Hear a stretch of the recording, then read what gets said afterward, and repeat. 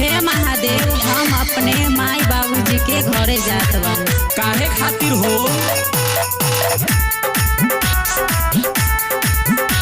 हे गुस्सा ना करे के। काहे न करी जी?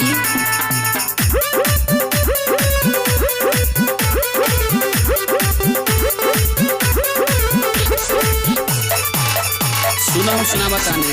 हाँ तो सुनाइए गौरा बतिया के मानो, बतिया के मानो, सुनाइए गौरा बतिया के मानो, बतिया के मानो। हमारा से जान खिसियाई हो, जल्दी से लावा बाघ के छाला, यही के दुनिया रमाई हो। जल्दी से लावा बाघ के छाला, यही के दुनिया रमाई हो। जल्दी से लावा बाघ के छाला, यही के दुनिया रमाई हो। लिया बहाली से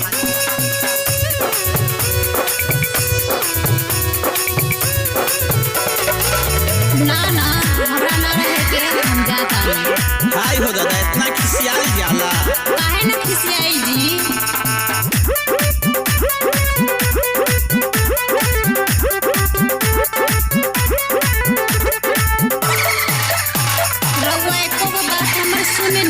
सुनिए भोला दानी बतिया के मानी, घरबा बनाव ऐसन दुनिया में नाही। घरबा बनाव ऐसन दुनिया में नाही। घरबा बनौले रही सोने के लंका, हो मांगिले हले रावण 10 कंठा, हो मांगिले हले रावण 10 कंठा। सुनाइए गौरा बतिया के मानो, सुनाइए गौरा बतिया के मानो, बतिया के मानो। हमारा से जान खिसियाई हो, जल्दी से लावा बाघ के छाला, यही के दुनिया रमाई हो।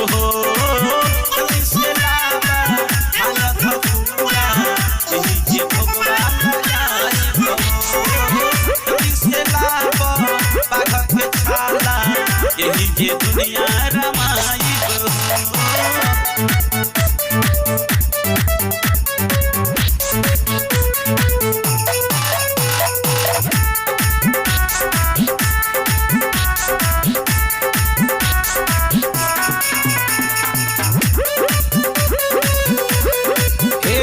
ना मानबू तो हम खुशिया के तपस्या में चल जाए। हम तो मजाक करत रहनी है, रउआ तो साँचे खिसिया गई।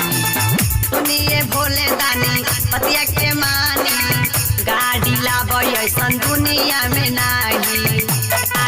दुनिया में नाही। हाथी घोड़ा पालकी रहे सवारी, सब दान कर देनी सुना गौरा रानी, सब दान कर देनी सुना गौरा रानी। इंदा लगात पर तेरी नजरिया, इंदा लगात पर तेरी नजरिया, तेरी नजरिया। बतिया के रउबा मानी जी, पिसके ले आईनी भांगे धतूरा, जल्दी से भोगवा लगा लीजी। पिसके ले आईनी भांगे धतूरा, जल्दी से भोगवा लगा लीजी।